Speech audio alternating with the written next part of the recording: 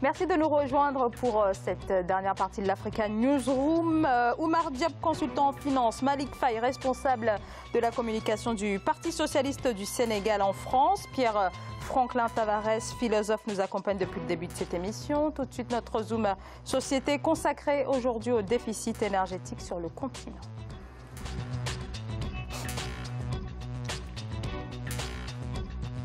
Près de 650 millions de personnes sont privées d'électricité. C'est le cas notamment au Burkina Faso où le taux d'accès à l'électricité tourne autour des 16%. Le Burkina Faso qui tente de se tourner vers les énergies vertes avec comme modèle le Maroc où plus d'un quart de l'électricité est déjà assurée par les énergies renouvelables. Les précisions de Gladys Mamba.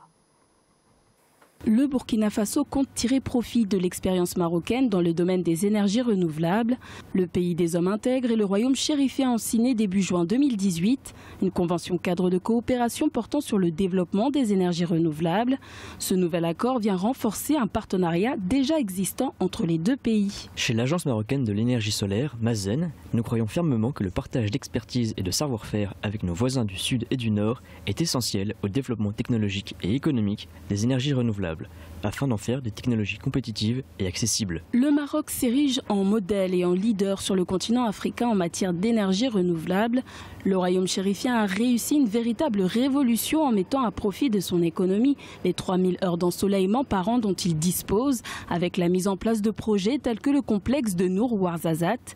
L'État marocain veut diminuer sa dépendance énergétique vis-à-vis de l'extérieur et produire 14% de ses besoins en électricité via l'énergie solaire d'ici 2020. Les pays africains nombreux sont ceux qui ont quand même signé à la COP 21 de Paris en 2015 pour contribuer à la lutte contre le réchauffement climatique. Donc, en ayant signé comme ça avec le Maroc, mais le Burkina va mettre en place ou mettre en œuvre les engagements qu'il a pris au niveau de Paris pour essayer de rentrer dans la dynamique de comment faire face aux conséquences qui pourraient résulter de ce changement climatique. Le Burkina Faso bénéficie d'un potentiel considérable, à savoir du soleil presque tous les jours de l'année. Si près de 60% de la population urbaine est électrifiée, ce pourcentage n'atteint que 3% en zone rurale. Ce nouveau partenariat avec le Maroc devrait renforcer le vaste projet burkinabé de construction de la plus grande centrale solaire de l'Afrique de l'Ouest, lancée en novembre 2017.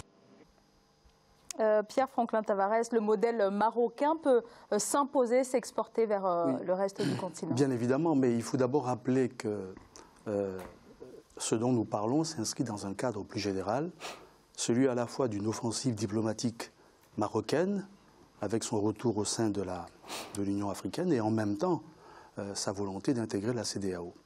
Et puis, de l'autre côté, avec un effort d'investissement privé et public du royaume chérifien sur l'ensemble du continent, y compris jusqu'en Afrique du Sud. Donc, par conséquent, ce partenariat qui est proposé au Burkina Faso s'inscrit dans ce cadre-là. Il faut d'ailleurs s'en réjouir, parce que le Maroc apparaît désormais comme l'un des pays les plus avancés au monde, et en tous les cas en Afrique, sur le continent, à propos de l'énergie renouvelable. Ça, c'est le premier point. Le second point, c'est qu'effectivement, il faut des transferts d'expérience, sud-sud. Cela est important et donc on ne peut que l'encourager. Voyez-vous, sans doute la référence n'est pas bonne, mais Lénine disait la révolution, c'est le pouvoir et l'électrification. Voilà. Alors, on peut ne pas vouloir le pouvoir, mais au moins en Afrique, il faut qu'on ait et qu'on fasse l'électrification. Il n'est pas normal que le Burkina, qui est un pays important, pour toutes les raisons géopolitiques, djihadistes et tout ce qu'on veut, soit un taux de couverture électrique aussi bas.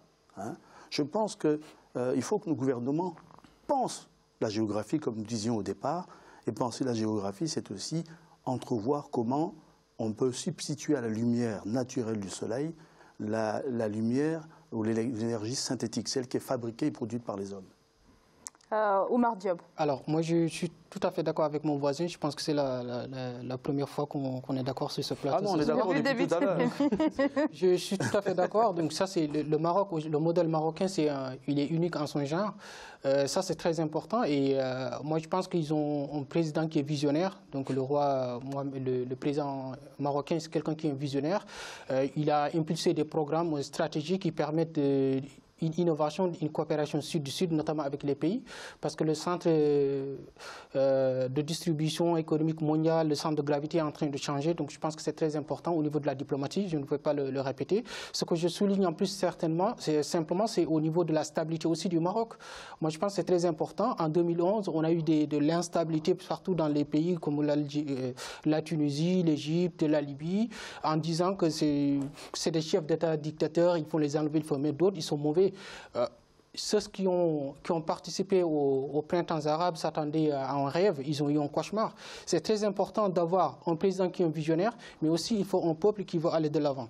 La stabilité politique marocaine aujourd'hui a contribué largement à faire le Maroc aujourd'hui un pays qui est très important sur le continent africain. Malik Faye. Je pense évidemment que c'est une très bonne chose parce que ça fait partie de ce qu'il faut faire pour l'Afrique.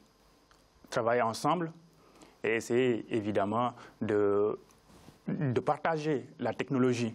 Maintenant, moi, la question que je me pose, c'est qu'est-ce qu'il y a derrière cela? Si c'est pour permettre aux entreprises marocaines d'aller investir le marché burkinabé, où il y a quand même des petites entreprises qui se débrouillent pour, en tout cas, s'agrandir, ça pose problème. Mais s'ils partent là-bas pour vraiment, comme c'est écrit, partager de l'expérience et de l'expertise, là je dis chapeau. Mais je ne suis pas certain quand même que ce soit au fond le cas. Comme l'a rappelé tout à l'heure notre ami, il y a derrière tout ça une offensive. Des intérêts. Et des intérêts énormes. Une offensive diplomatique, une volonté de contrôler le marché ouest africain. Pour contrôler ce marché, il faut d'abord contrôler tout ce qui est stratégique. L'énergie, c'est quand même une des choses les plus stratégiques pour un pays. Et donc, ils entrent par là.